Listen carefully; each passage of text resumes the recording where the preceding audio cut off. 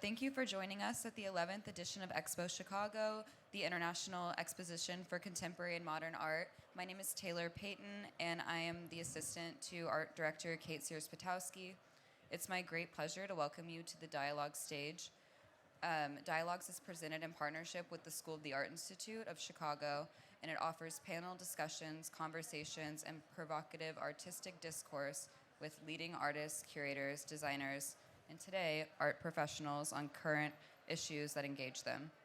This afternoon, I'm so thrilled to invite Jenny Moore, Kristy Edmunds, and Jodi Throckmorton to the stage. At their respective institutions, Jenny at Tinworks in Bozeman, Kristy at MoCA in North Adams, and Jodi at the John Michael Kohler Art Center in Sheboygan, Wisconsin. These three art leaders are champions of ambitious projects and critical institutional responses that happen in towns and cities outside major artistic centers. The panel is presented in partnership with ESSI and moderated by Courtney Stell, the director and chief curator of Black Cube, a nomadic institution operating out of Denver, Colorado. This year, Black Cube also co-produced Brendan Fernandez's In Situ collaboration with Expo Chicago, titled New Monuments, a Public Intervention at the General John Alexander Logan Monument in Grant Park. I will now hand the microphone over to Courtney to start us off. Thank you, Taylor. Hi, everyone. How are you doing? Woohoo! Some energy here. Nice. We're going to see if we can organize a really casual conversation that just feels very organic. I run a nomadic art organization. We produce site-specific and site-relational art. So I'm in the business of going into all different kinds of communities, from small mining towns to big cities inside the U.S. and outside of the U.S. And so I wanted to start this conversation by just thinking about the title of this panel for a moment, and thinking about maybe a little meditation on what it means to be outside the center and to challenge that. Because I think in some ways, from this perspective, sitting at a stage in an art fair, maybe not the largest art fair in the world, right? It's Chicago, it's not New York, but it's still centered because I think it's the perspective of the market. And I think the market probably loves to think that it's the center of the art world in many ways.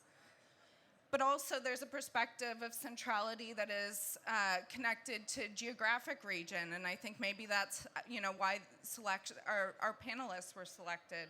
A lot of people think about contemporary art living in urban city centers, right, in the major cities across the world.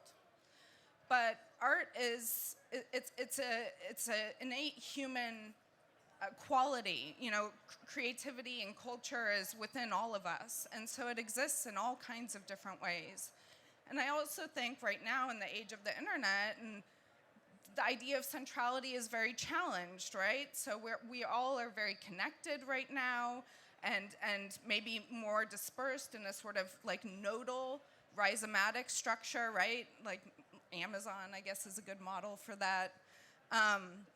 And I think these organizations also have many aspects of them that are centered. They are showing artists that are centered within the field, that are well known and respected. In fact, one of the organizations here on the stage is the largest exhibition space in the world, or in the U.S., Kristy? North America. In North America. So certainly that holds a centrality to it as well. But I also think within the age of the internet, we're in a moment where the centrality is also the self, right? Like these art spaces have become spaces for selfies, for sort of looking at yourself and showing your image of yourself. And so I would like to challenge this idea of being outside of the center in certain ways while also embracing it. And I just wanted to start by, so the orgs here are positioned next to me, east to west, just thinking about this sort of geographic centrality. But I thought we would start by just going from west to east and asking each individual what you think this subject means to you. How is your organization in the center? How is it outside of the center? What is your relation to the title of this panel? So hi everyone, I'm Jenny Moore. Thanks for hanging out with us. Thanks for looking at us instead of all the art that's here. We appreciate you all being here. So I am the inaugural director of a new-ish, 5 years in, is new art space in Bozeman, Montana. So when I say Bozeman, Montana, that doesn't really scream art center. It's in the news a lot these days as a booming Western community. Maybe there's some folks here who are fans of Yellowstone. If I said that in Bozeman, I might get booed on stage because it's given a different kind of perspective of what that community is. I'm very new to this Mountain West community, but I have been out of the center for a period of time, and that for the last 10 years, I was the director of the Chinati Foundation in Marfa, Texas. So to go from Marfa, Texas, arguably an art center, but out of the center, to Bozeman, Montana, to start a new space in a community that's rapidly growing, and I think all of us agree that art is central to certainly our lives, to a well-functioning society.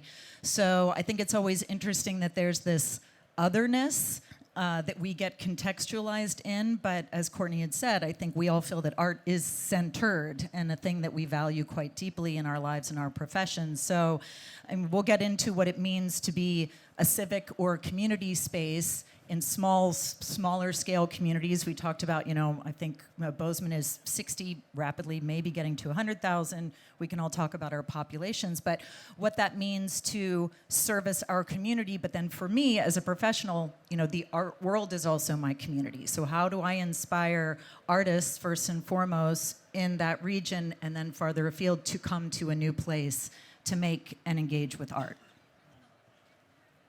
Hi, everyone. I'm Jodi Throckmorton. I'm the chief curator of the John Michael Kohler Art Center just up the lake in Sheboygan, Wisconsin. We were just talking about how wonderful it is to say the word Sheboygan, so we get that a lot. So I, too, am new to my position. I've been there 2 years, and what's remarkable about the Kohler Art Center is that we are many things. We are performing arts. We are certainly visual arts. We have a preschool, one of the nation's first art-based preschools in the country that does the best show every year at the Art Center. We also recently, 3 years ago, they built a brand new 50,000 square foot building called the Art Preserve, which houses our collection of artist environments primarily. And so when I was thinking about being on this panel, instead of thinking about being art outside the center, I was thinking about how we all are the centers of something else. And how, or even center's a weird word, like maybe we're more gatherers of other things, and how we position ourselves within a community to hopefully be helpful and to bring artists in, to take artists out, to share the word about the great artists we have in our collection, for example, to build up a different kind of place. Nice. Hi, everyone. I'm Kristy Edmunds, Mass MoCA in North Adams, Massachusetts. Have you been there? It's not in Boston. Great. So I, too, I think it's interesting. Here we are, these women sitting up here in relatively new jobs. I've been at Mass MoCA as the director there for about 2.5 years now, following a founder. And following, obviously, and I think an important thing to acknowledge, the period that we've all gone through around the pandemic and what it means to move from precarity back into a very changed world. And a changed world in a population of North Adams, which is about 12,000, is a population that has been in decline at the loss of a 150-year-old manufacturing economy that embraced at the founding of Mass MoCA and various others the beginning points, hey, Kristen, the beginning points of a creative economy, a cultural economy with tourism there in the beautiful Berkshires. We, too, are performing arts. At least half of what we do is performing arts, visual exhibitions and exhibition making and special projects. And by making with Mass MoCA, I literally mean we have art fabrication, studios, spaces on site, and throughout kind of community needs that the curators, 3 incredible women that look after 300,000 square feet of renovated factory space. And maybe to give a sense, can I just play this quick video? Because if you haven't been there, to try and understand something about the energy and the scale matters. So this is the factory campus. Informed by what's outside of the structure. That's profoundly nourishing for the work we're trying to do with the story. Can you all hear that? When you're here, you feel like there's this extra layer to the artistic experience because there's this pot being stirred constantly all around you. I've just always grown up like you don't touch the art, but to be invited to not only engage with it, but to be inside of it and to view it in ways that I wouldn't have imagined. I've made work in a lot of different places in a number of different museums, and I've never worked in a museum like MoCA before. Just having so many folks be excited about making your art happen, it's like another day at the Dream Factory. Like, here we are, just making art happen. So the team is amazing. They're all so good. They're really super skilled and super patient and really nice and like everything an artist could wish for. I don't know, I think it's a different experience for everybody that comes, but overall, I think the real sense everybody gets is that there is a community of people making stuff and sharing it and being kind to each other, and we feel lucky to be a part of it.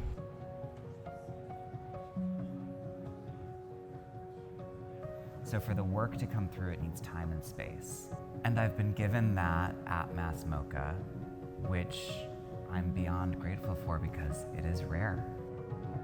To come and have a theater to work in for a week and to design the lights and to run it, all of those things that make something a live performance in the moment is huge. You know, that's sort of breathing life into the piece. I don't know where else I would ever do this. So yeah, donate now. And that's it. Thank you, everyone. Yeah, but it gives you, importantly, it gives you a sense of the making that goes on there, the artist's relationship to the making. I think for me, being off the center or out of center or whatever it is, what's the title of this? Outside the center. Is that, to me, that is actually a question around what is happening in American creativity and culture now. At MoCA, there is dreams and there is liberty. And that, to me, makes it fundamental and central. So, thanks.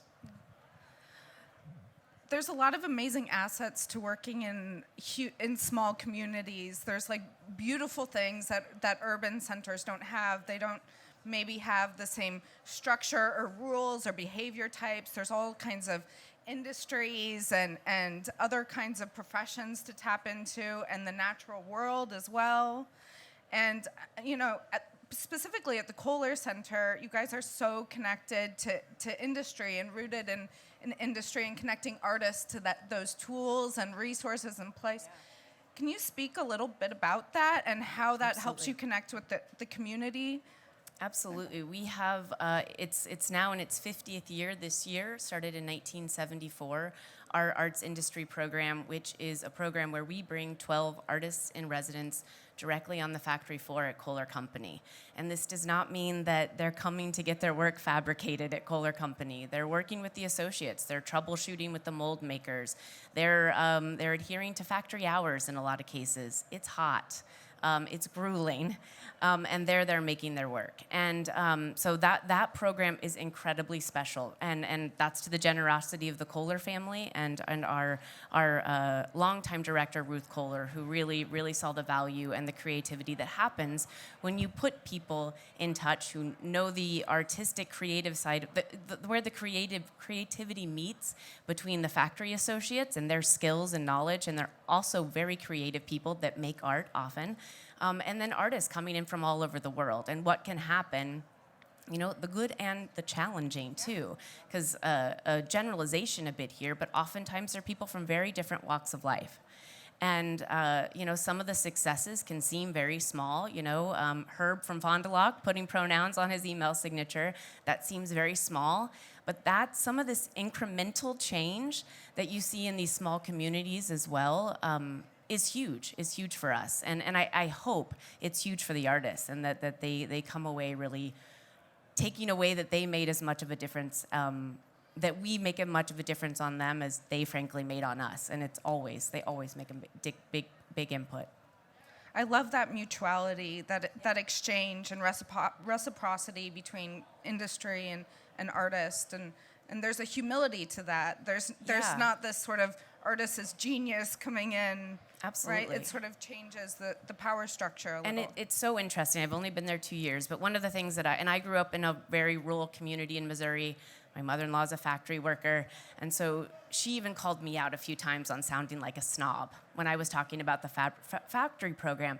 And sometimes people come in and they over-romanticize the factory worker in a way that doesn't give them the agency that they deserve. But when that happens, when there's a genuine engagement and genuine acknowledgement across an art object, it's really, really incredible. Yeah, and Jenny, like working with folks in agriculture and sort of reaching out to your community and other industries. Can you speak a little bit about Tinworks, how you are reaching into other sectors within your community and bringing artists? So pretty soon you'll see an image of our site, which is about 2.5 acres in Bozeman. There's a field. There's a mill building. There's a former, well, this is it right here. You can see all the layers.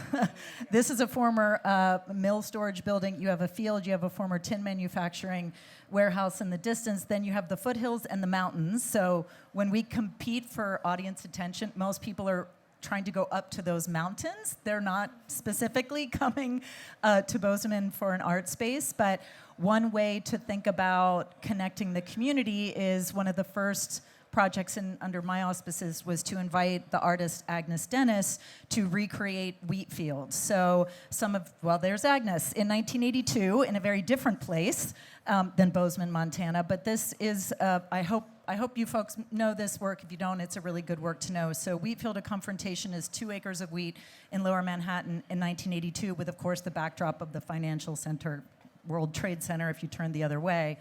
And we're very honored and proud that this is the first time that Agnes has accepted the invitation to reconsider the work in an American context because she was inspired by Montana. She hasn't been to Montana, but in talking with her about the just essential role that wheat has played in Montana agriculturally, economically, culturally, it was really interesting for her to consider such a very different context than the confrontation that Wheatfield had in Manhattan, to have it in a community that is agricultural and is really grappling with the loss of farmland, particularly around Bozeman, which is in the Gallatin Valley, which has fantastic soil, working with a local farmer for him to reconsider his work through an artist lens. Like, I mean, it sounds very simple, but Kenny, the farmer, to explain like, okay, so this artist is using wheat like a painter uses paint. And he was like, that seems kind of crazy. So I'm helping the artist make a piece. I mean,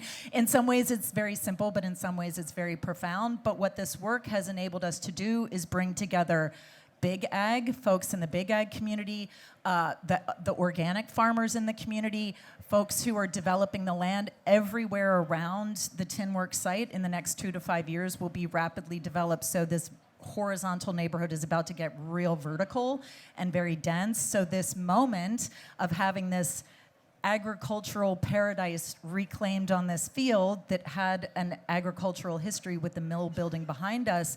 Again, art is such a powerful way to bring all of these people together with very different perspectives, often confrontational viewpoints, to have a real conversation about what land in this place means. And it's been phenomenal to see something that honestly, as folks here, you know, as you're a curator, you're like, is it a little too on the nose to bring like a wheat field to an art space? But in fact, it really brought a lot of people together. So now how do we move this forward? That's just one community that's represented through this work. There's such a dynamic community in the American West. How do we find place and space for all of the folks who are part of our community? In my experience, what's really amazing about working in smaller communities is that line between production and presentation can be blurred a little bit, because I mean, a good chunk of your staff must be the town itself, given the size of your organization, working with locals within, you know, producing and sourcing. You know, word passes quickly in small towns. And is that a challenge? Is it an opportunity? How are boundaries between sort of exhibition timelines mingled by producing in smaller communities? Anyone? I'll speak to it. And this is really a curatorial authorship, but I mean, there's what I'm sensing. I mean, everywhere that I've worked, everything is a creature of place, right? Place is so very deeply embedded. And in the Berkshires and in North Adams, the seasons are extraordinary. And coming from Los Angeles, which is where I was before, I'm still getting used to them. But in the summer is when it's really the high season, and you'll watch the population more than double in that time period, plus people from all over the world are coming into the Berkshires. So what the curators, I think, have done is really remarkable in balancing. And again, we're talking about 300,000 square feet of space across multiple buildings in a 16-acre footprint that is 1/3 of the downtown of the city of North Adams. So it is a very large system. The curators, in terms of looking at exhibitions, and this is one of the things I think is really special and remarkable, is that it's not about putting a show up and then having, high-level rotation every few months. Many of the exhibitions are up for a year. Some of them are up for about 6 months. That's usually if it's photography, just to protect the photography. We don't have climate change. We also don't have a permanent collection. Long-term loans, yes, and I can talk about that. But they really look at the ethos of an artist that is able to then work to make a very large, usually, exhibition or special project, or if they're curating in a group show context with many artists. There is an exposure ratio that is hyper local when you're in the winter, because there's less of the kind of tourist ecology or this thing called summering, which is not something I understand, but it's actually like a verb. And then going into the spring, going into the summer, you see many different populations. The art world is coming in and out in high frequency. Performing artists that may be participating in a giant festival that will take over the museum gallery spaces are now intersecting with that work. So the bodies of work in the rotation is to give it enough longevity that it has a chance to truly settle in, and it has a chance to be learned across multiples and multiple kinds of communities and groups, revisited many times if you're in the Berkshires, which is also something. And they also stagger the rotation of the exhibitions so that there's something kind of always on the new and also something that's always on the we're about to say goodbye. But they have a long duration. And I think for the artists, that matters quite a lot, to be able to work that intensively, often multiple years with a curator, to manifest an exhibition project that you don't really know it. I mean, you're breathless by the time it's the opening, as you know. And there's all the dreaming and all the intention that now has found form and is now standing and being in front of and with communities. But over time, you reflect on what it was. You have the ability to come back and forth and revisit it. And by the time it is in its goodbye mode, you actually know what it was that you worked to manifest, which I think is a rooting kind of gift that the curators make sure is present. What a beautiful and dynamic and different relationship to time. There's also, it seems like, a huge maybe duality between locals and visitors. All of your organizations bring outsiders in, right? There's a large draw from international art travelers, and in my experience, sometimes working in smaller communities, that can be, a great thing for economies, for tourism, but also it can, the Airbnb phenomenon is really big in these small communities and can create really difficult economic situations. Jenny, have you felt that in Bozeman? Do you? Well, I guess I would contrast it. So being in Marfa for 10 years, where there wasn't, I'd say, a month that I didn't get a phone call from someone in a small community, a mayor or somebody on the city council whose town was in serious economic decline. They would often describe it as a dying community. How could they do what Marfa did? Yeah. The same with North Adams. How could they do what MoCA had done to resuscitate and create a new survival mechanism for their community? In my time in Marfa, we were at another stage in the impact of that. At one point, Donald Judd had been the largest employer in town. Now it's the Border Patrol. And that's a whole other conversation. But you had this town of 1,800 people that now the world comes through. And like many of these communities that become very popular, real estate explodes. It's gentrification that we're very familiar with in an urban context and a very compressed rural context. And it was the opportunity to have really serious conversations about, yes, this is an economic lifeline, but the impact is not always positive. How can you plan for that arc of change, which is, I would imagine, also happening in North Adams? Now, Bozeman's a completely different dynamic. Most people are not moving to Bozeman for the art. I'm trying to get people to visit who are there for other reasons. There are some folks in town or in the audience who are also building art spaces so that, again, we can make this a center, but the economics of it is a huge part of the conversation. Yeah, I'll just say that when MoCA was founded, part of its mission was and is to have economic impact. And what I would say is that, I mentioned at the beginning, but 150 years of a manufacturing economy that then builds up the entirety of it's also a culture.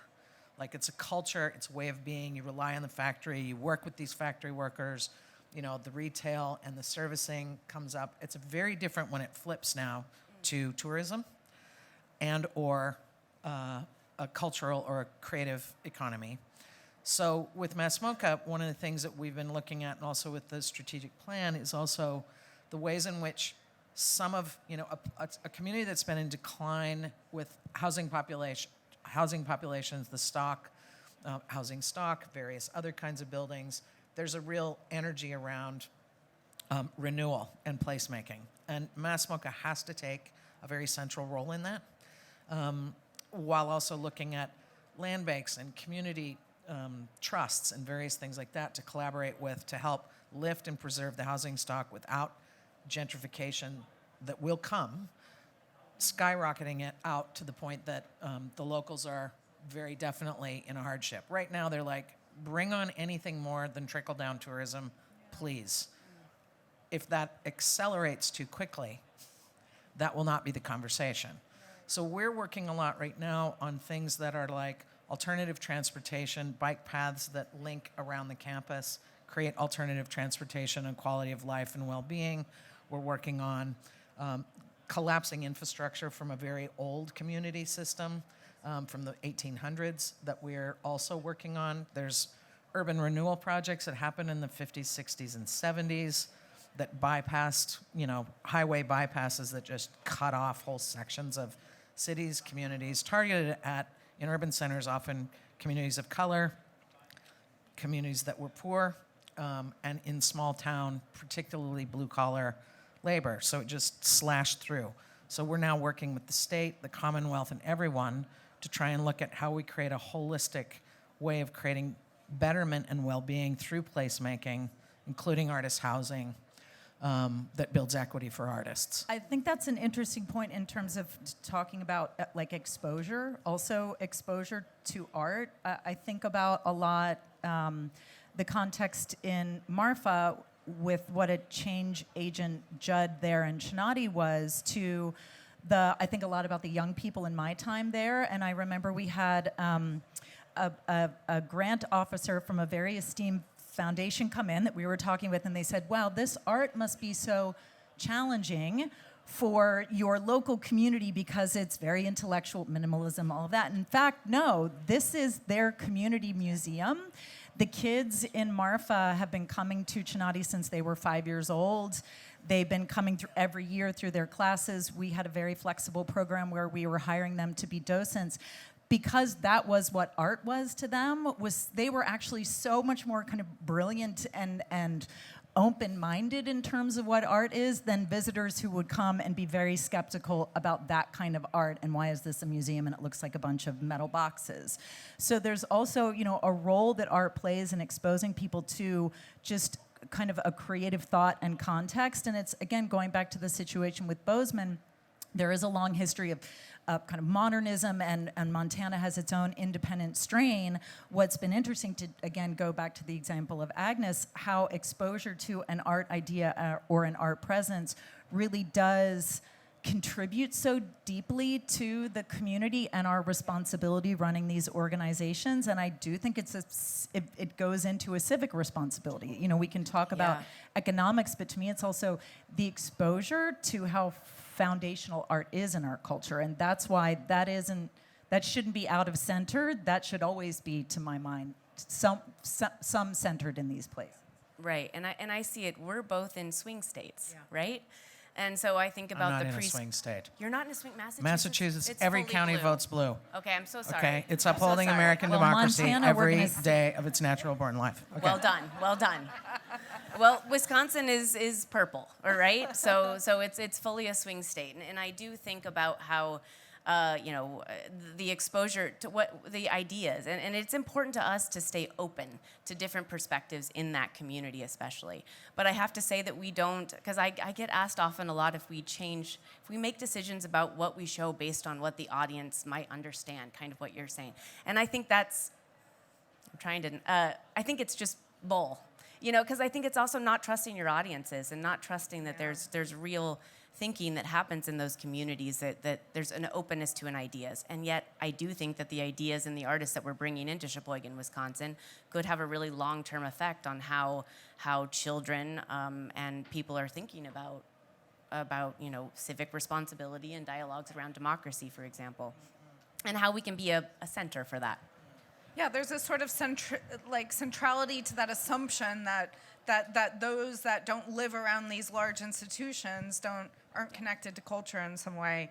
And I think perhaps each organization is challenging more cultural relativism instead of thinking about,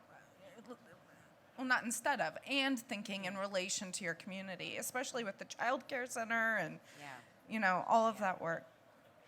What about challenges? Because everything isn't always great. What are the big challenges of working outside of maybe city centers, as far as like material or resource access, staffing needs? I don't know what other challenges come to mind with each of you, but. I mean, a big Jodi? one for us is getting people to write about the things that we do, of course, which is a challenge across every city, I think, maybe. And so that's how we get the word out about what we're doing, and how we even kind of claim space in what we're doing. I think that's a big challenge. Staffing can be a challenge, especially now we're similar summer community. And so Airbnbs have made it really hard to buy a house in Sheboygan, which is new as of the last 5 to 10 years. So one of the things that we can really offer to employees is a lovely quality of life. And if they can't go and buy a house and have that, that does affect our recruiting and getting staffing there, because you do have to be the right person to be a good fit at the organization. I mean, we're competing with the natural world. Most folks are not yet coming to Bozeman for the programming that we're doing. They're looking at the mountain behind us. But I think it's an opportunity for people to think about what they value in their community. I'd also say when people are, and it goes back to, who is the community that you're serving. There's the local community. There's also the visiting community. All of us have a seasonal aspect to our programming where we get so many folks coming in who are traveling to the place. And I've often found that folks are in a different mindset when they're choosing to come to something when they have a competing interest to go hiking or camping or whatever it is. You do get them and folks in a different mindset. That was certainly the case in Marfa, where it's such a journey to get to, so they were making the commitment for these 1, 2, 3 days.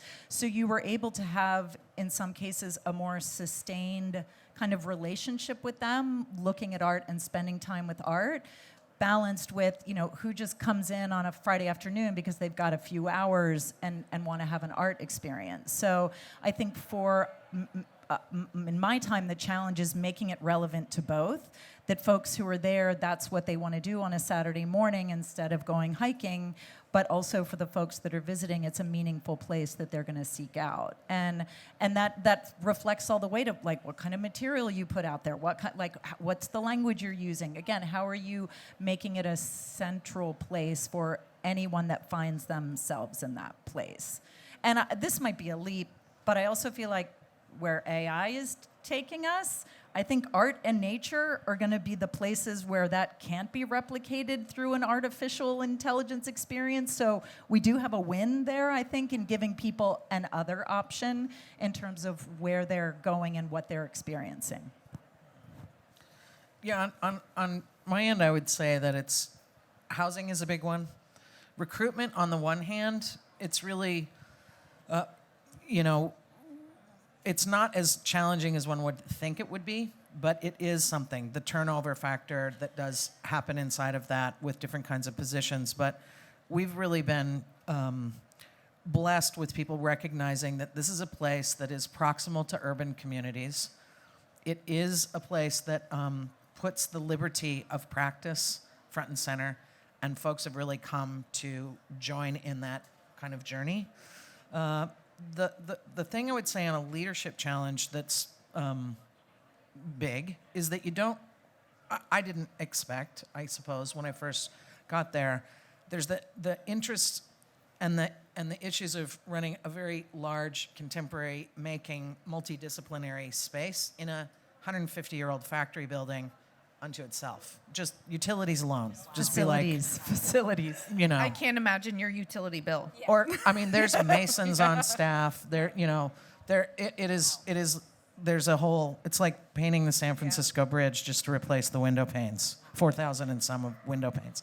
So there's a lot to work with. But what challenged me differently is that when you become an anchoring institution, and MoCA was really a tremendous moonshot. Very few people thought it was going to actually happen. That took years of tenacity and practice to be able to even get it standing up.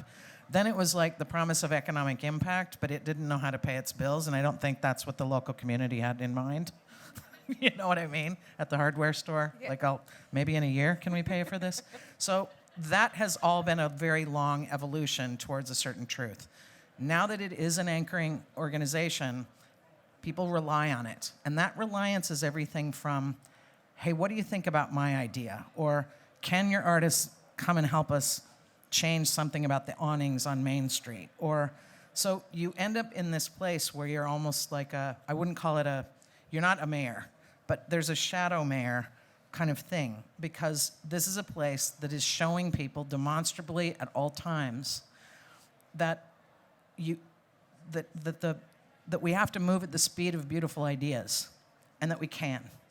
And so you become almost like the rotational couch of everyone's ideas, be they, connected to, let's say, like a hot dog cart, all the way up to the dream of a tapestry artist, to somebody who wants you to remove the dams that are broken on a river so that they can start a recreational, outrigger situation. Every idea that can be had is brought to that museum. And that is also part of what makes us able to think through the liberty of moving at the speed of beautiful ideas. They're shared with us. Not that we can take responsibility for all of them, but we can be that listening valve that is directing that energy into the tributaries that can be found. I really respect that hope and appreciate the positivity in that statement and the centrality of the organization within civic life. I think is really a beautiful opportunity that smaller communities offer in relation to cultural centers. I think the other thing that, elephant in the room when we're working with these sort of smaller communities is all three of you have the blessings of enormous space. So I want to get to questions very quickly here, but I don't know if you guys want to just speak about that gift of space. One thing that I'll just say quickly, the gift of a space is also a burden, right? Like really being vigilant about understanding, on the one hand, an artist can walk into something. One of our gallery spaces is literally the size of a football field. That is one free span open space. So an artist can walk into that with unlimited possibility and inspiration. We're not in spaces that big that often. I mean, here we are.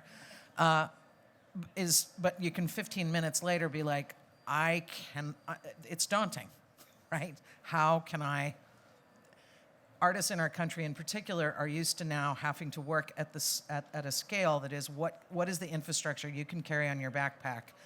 Because if you get caught into a dream that can't be fulfilled, either economically or changing leadership or a curatorial transition, or something gets stuck before completion, it doesn't have another real location to go. So it's a blessing, but it's also a burden to navigate, and you navigate it together. I mean, for us, the benefit that we have a variety of spaces, so we have an acre plus of land in the middle of what was a formerly industrial neighborhood is now rapidly developing. So that as a public green space, but an art-centered public green space, already I'm kind of fighting, like, it's not a dog park, it's not a, like, it is a community space, but will be centered with an art presence. And that's interesting because some people think they need more accessibility to green spaces there. Or we have a former tin manufacturing warehouse. Nothing is precious in that building. There's an image of the light. That's a 10,000, a Chris Frazier piece called Asterisms, where he drilled 10,000 holes in one of probably the roof that had the most integrity to it. Yeah, but of course. Yes, of Thanks course. so much for that. Yes, but we follow where the artists lead. So yes, of course, you can drill 10,000 holes in the one building or roof with integrity, and now it's carried on, and now this has become. It was supposed to be temporary. That whole complex where Tinworks is was supposed to be torn down and developed.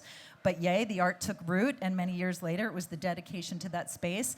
And then we have this former mill building, and especially in such a rapidly developing neighborhood, how do you hold on to the character of these places that are important without being nostalgic, but also to think about preservation and, you know, institutionally, like, deferred maintenance is not the thing that get people excited when you're fundraising. I had Chinati, like, yeah, we had 34 buildings and 340 acres, and they're in various levels of deterioration, but that's inspiring. So again, it goes to our work of, to me, always finding the opportunity for the artist, and how can we support their work while balancing just the structural, physical challenges of these spaces. But what makes them so interesting is the variety of place and space we have.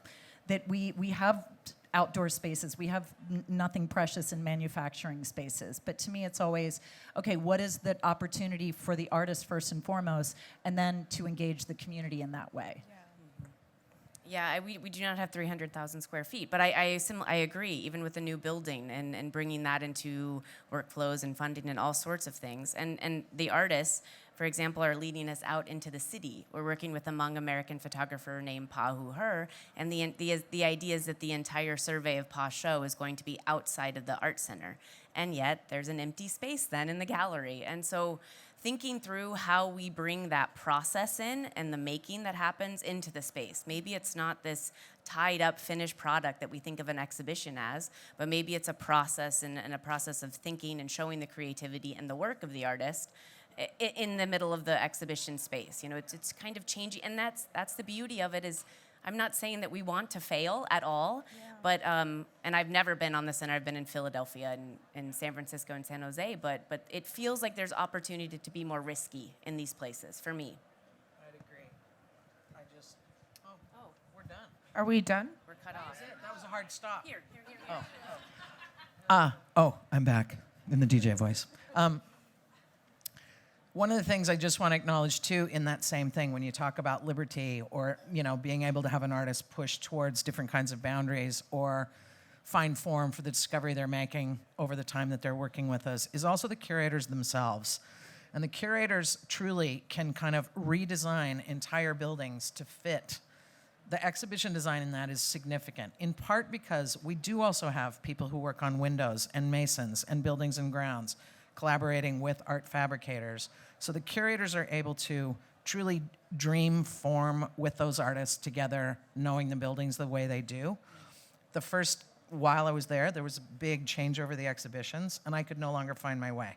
Put it that way. I'm the new director, and I'm supposed to be giving tours to people and all the things, and the exhibitions had changed, and I was like, I no longer know how to find my way. That's how tremendous they creatively transform those spaces. Yeah. Okay, we have time for one question, so whoever's the fastest.